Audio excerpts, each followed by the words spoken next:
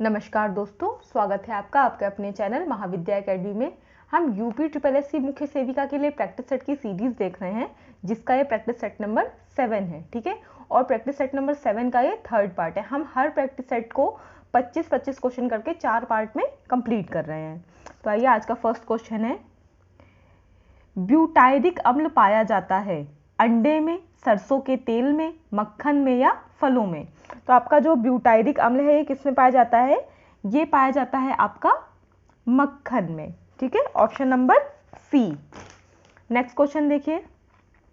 Next है आपका, गाय के दूध की तुलना में मां का दूध कैल्शियम और प्रोटीन से भरपूर, बी कैल्शियम और प्रोटीन से कम, सी कैल्शियम से भरपूर किंतु प्रोटीन से कम, या डी कैल्शियम से कम किंतु प्रोटीन से भरपूर।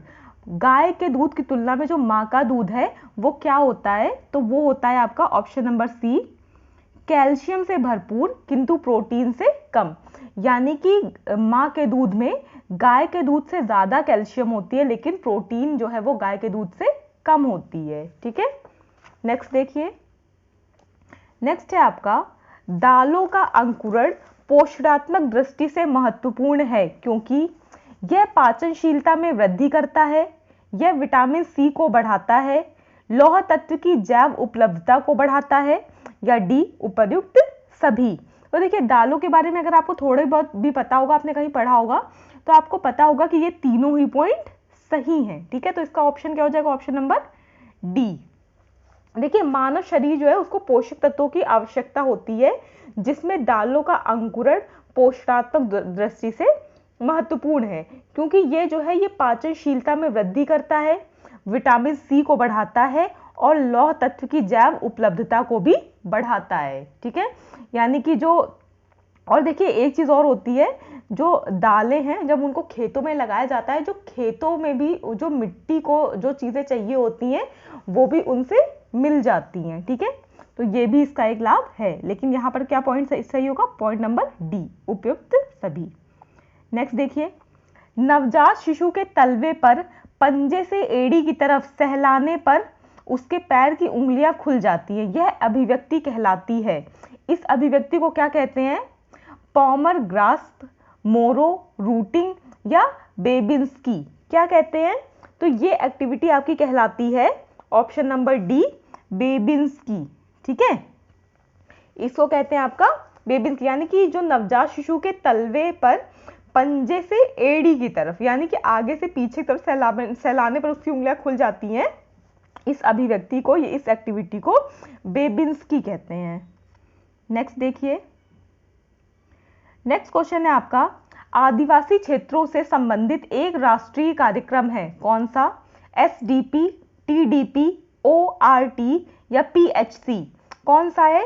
तो ये है आपका ऑप्शन नंबर बी, टीडीसी। ठीक है, ऑप्शन नंबर बी हो जाएगा, टीडीसी। देखिए, आदिवासी क्षेत्रों से संबंधित एक राष्ट्रीय कार्यक्रम टीडीसी है।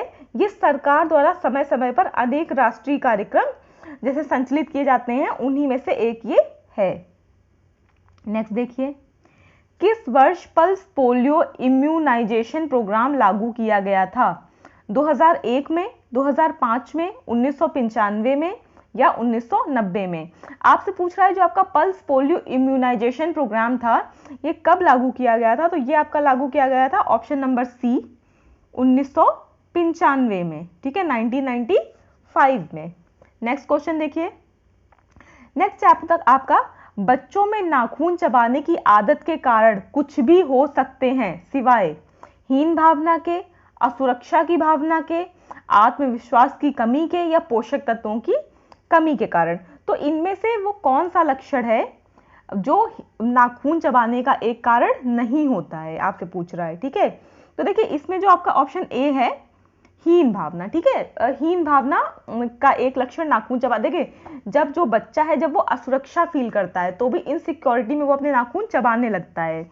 अगर वो किसी ग्रुप में या कहीं बैठा है और उसको वहां पर ये फील हो रहा है कि वो अदर लोगों के कंपैरिजन में इंफीरियर है, तो भी उसमें आत्मविश्वास की कमी झलकती है और वो टेंशन में अपने नाखून चबाता है। और जब बच्चों में पोषक तत्वों की कमी होती है, यानी कि उनको जितना न्यूट्रिशन चाहिए उतना उनको नहीं मिल पाता है, तो भी बच्चों में नाखून चबाने की आदत पड़ जाती है। नेक्स्ट देखिए, शैशवावस्था में बच्चों में कौन सा संवेग नहीं होता है। देखिए यहाँ पर भी आपसे नहीं पूछा है। क्वेश्चन को सॉल्व करते टाइम आपको सबसे पहले ये ध्यान रखना है कि आपसे क्या पूछा है या नहीं है।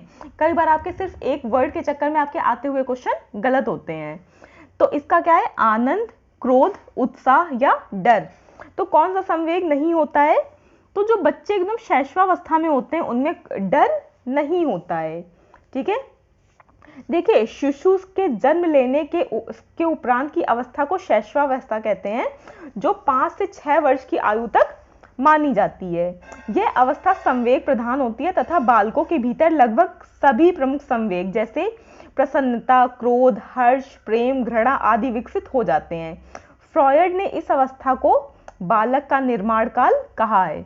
ये भी याद रखिएगा, जो शैशवावस्था है उसको एक बहुत फेमस समाजशास्त्री और मनोवैज्ञानिक थे फ्रॉयड, उन्होंने इस जो शैशवावस्था है उसको बालक निर्माण का काल भी कहा है। नेक्स्ट देखिए, बीसीजी एक टीका है जो मुख्य रूप से तपेदिक के विरुद्ध प्रयुक्त किया जाता है। बीसीजी का क्या अर्थ है, ये भी आप पीछे अभी देख चुके हैं। ठीक है, आपका किसी प्रैक्टिस सेट में ये भी रिपीट हुआ है। A baby cure Guerin, B bacillus Calmette Guerin, C bacterium cure Guerin या बेबी केयर ग्यूरिन। तो बीसीजी का अर्थ क्या है, बीसीजी का अर्थ है आपका ऑप्शन नंबर सी। ठीक है, बैसिलस क्योर ग्यूरिन, यानी सॉरी बैक्टीरियम क्योर ग्यूरिन नाम है इसका। ठीक है, नेक्स्ट क्वेश्चन देखिए, बच्चों के दूध के दांत होते हैं। बच्चों में दूध के कितने दांत होते हैं, 15, 18, 20 या 24। होपफुली ये भी सभी को पता होगा, ये कितने होते हैं, 20 होते हैं। ठीक है, देखिए मनुष्य के जो जीवन में दांत 2 बार निकलते हैं। एक उसके अस्थाई दांत होते हैं जिनको दूध के दांत कहते हैं, ठीक है, और एक स्थायी दांत हैं जिनको अन्न के दांत कहते हैं। देखिए बच्चों में कुल मिलाकर 20 दांत होते हैं और एक सामान्य वयस्क मनुष्य के मुख में कुल मिलाकर 32 दांत होते हैं। और देखिए आपसे ये भी पूछा जा सकता है कि दांत कितने प्रकार के होते हैं, तो ये याद रखिएगा, दांत कितने प्रकार के होते हैं, 4 प्रकार के। ठीक है, कृंतक, रदनक, अग्रचवर्णक और चवर्णक। कहीं पे इसके शॉर्ट नोट्स बनाते जाइएगा। कौन दांत कितने प्रकार के होते हैं, दांत 4 प्रकार के होते हैं, कृंतक दांत, रदनक दांत, अग्रचवर्णक दांत और चवर्णक दांत।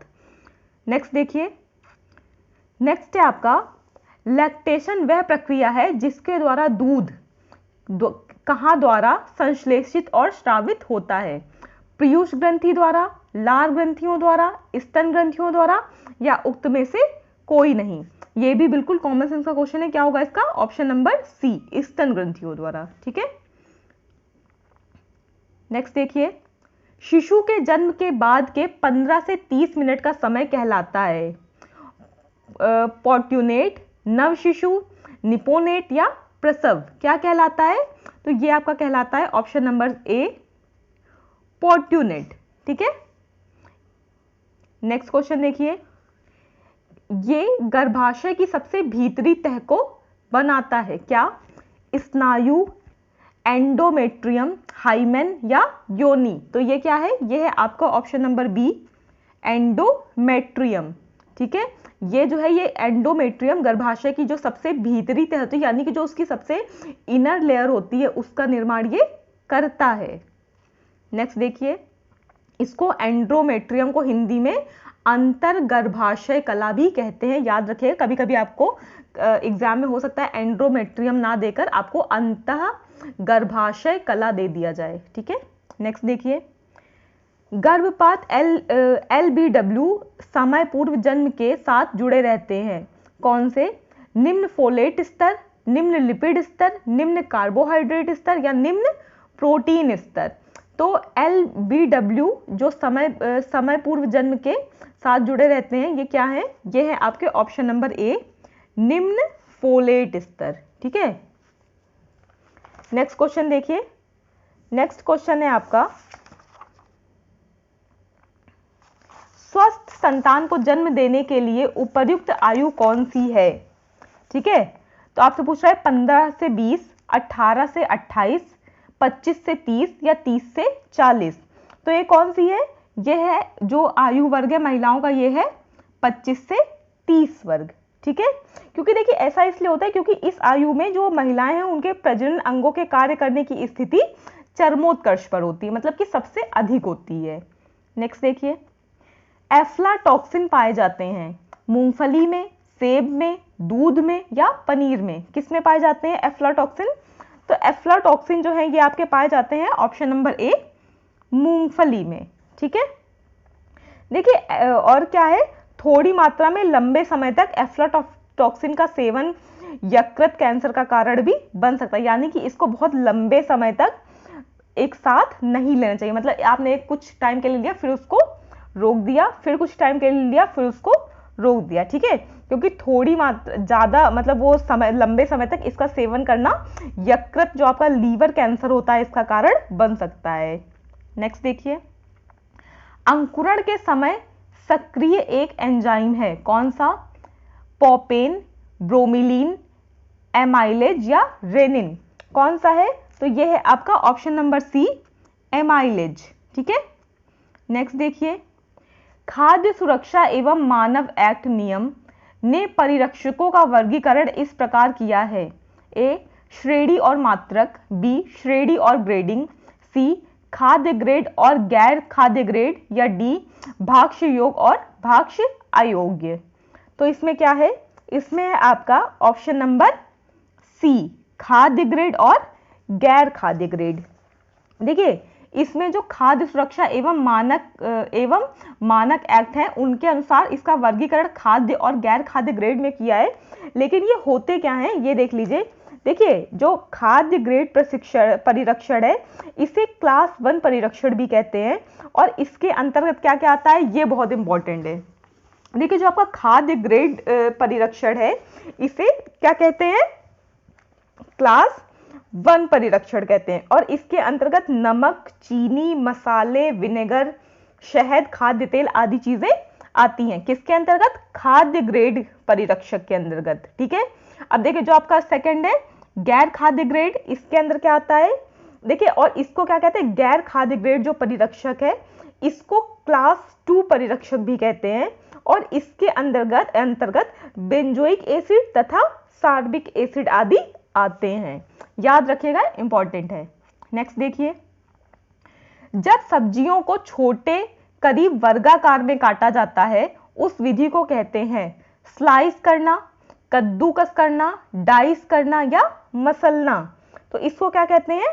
डाइस करना। ठीक है, डाइस का आपका अगर आपने लूडो या इस सांप सीढ़ी इस तरह की चीजें खेली हैं तो उसमें जो उसका डाइस होता है वो कैसा होता है? बिल्कुल वर्गाकार होता है। ठीक है, तो इससे भी आप एक आइडिया लगा सकते हैं। तो अगर उसको वर्गाकार उसमें काटा जा रहा है तो उसको क्या कहेंगे? डाइस करना कहेंगे। डाइस का क्या मतलब होता है? किसी चीज को वर्गाकार, यानी कि जिसकी चारों तरफ से चारों भुजाएं समान हो। ठीक है, तो आंसर क्या हो जाएगा? आंसर हो जाएगा इसका सी, डाइस करना। नेक्स्ट देखिए, हीटिंग तकनीक के माध्यम से भोजन को संरक्षित करने वाली विधि का नाम बताइए। Brining, canning, cryo preservation, lyophilization. क्या होती है? यानी कि गर्म मतलब भोजन को बहुत अधिक टेम्परेचर देकर उसको जो संरक्षित करने की विधि होती है उसको क्या कहते हैं? इसको कहते हैं आपका ऑप्शन नंबर बी, केनिंग। ठीक है, क्या कहते हैं? केनिंग कहते हैं इसको। इसमें केनिंग लिखा है, ऑप्शन स्पेलिंग होती है CANNING, कैनिंग। ठीक है, नेक्स्ट देखिए, FPO मानक का प्रयोग किस पर किया जाता है? वस्त्रों पर, मकान बनाने की सामग्री पर, इलेक्ट्रॉनिक उपकरण पर या खाद्य पदार्थों पर। किसमें किया जाता है ये आपका किया जाता है ऑप्शन नंबर डी, खाद्य पदार्थों पर। FPO। ठीक है, देखिए FPO ये जो बेंच मार्क है ये भारत में बेचे जाने वाले सभी प्रसंस्कृत यानी कि जो फल संरक्षण है उनके जैसे फलों के उत्पादों, जैसे कि जो पैक किए गए फलों के पेय पदार्थ हैं जैसे कि जैम हो गया, स्क्वैश हो गया, अचार हो गया, और जो सूखे फल आपके बेचे जाते हैं इन सब पे ये चिन्ह होता है किसका? FPO का। नेक्स्ट देखिए, किस उम्र में BMR की दर कम हो जाती है? बचपन में, किशोरावस्था में, युवावस्था में या वृद्धावस्था में? किस में कम हो जाती है? BMR का आपका मतलब होता है बेसल मेटाबॉलिक रेट, ठीक है। B for basal, M for metabolic और R फॉर रेट। ये किस में कम हो जाती है? ये आपकी ऑब्वियसली किस में कम हो जाएगी? वृद्धावस्था में, ठीक है। नेक्स्ट देखिए, ICMR 2010 के अनुसार 10 से 12 वर्ष की लड़की के लिए ऊर्जा के लिए अनुशंसित आहार की मात्रा है। ये क्वेश्चन भी आपका रिपीटेड है, आप पहले प्रैक्टिस सेट में पढ़ चुके हैं, ठीक है। A 1900 किलो कैलोरी प्रतिदिन, 2010 किलो कैलोरी प्रतिदिन, 2090 किलो कैलोरी प्रतिदिन या 2230 किलो कैलोरी प्रतिदिन। तो कितनी होती है जरूरत होती है आपका option number B 2010 kilo calorie प्रतिदिन। कितने वर्ष की बालिका के लिए? 10 से 12 वर्ष की। किसके अनुसार? ICMR रिपोर्ट 2010 के अनुसार।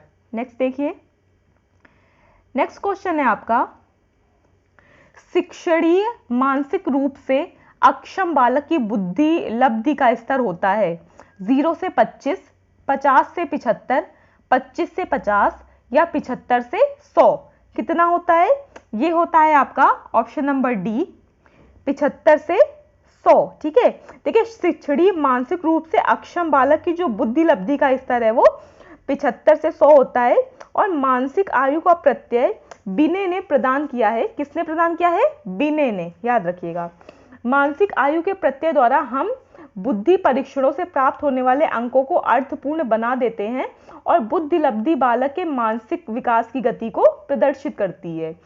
100 की बुद्धि लब्धि औसत मानसिक विकास को दर्शाती है। यदि बुद्धि लब्धि 75 हो तो तात्पर्य है कि उसकी मानसिक विकास की गति सामान्य से कम है, ठीक है। नेक्स्ट देखिए, नेक्स्ट है शक्ति या एम्पावरमेंट से आप किसे नियंत्रित करते हैं? संपत्ति को, ज्ञान को, प्रवृत्ति को या उपर्युक्त सभी।